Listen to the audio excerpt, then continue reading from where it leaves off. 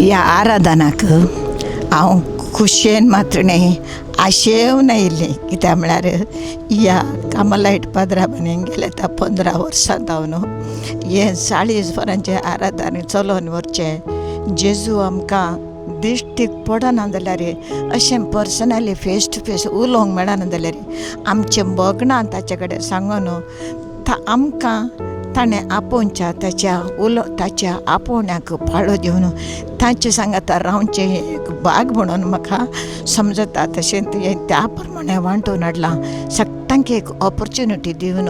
जेजू लागीं हाडूंक तांकां येवंक आनी हेरांक हाडूंक एक ऑपॉर्च्युनिटी देखून हांव तुमकां देव बरें करूं म्हणटा. फस्ट ऑफ ऑल देव बरें कर म्हज्या जेजू गुत्तू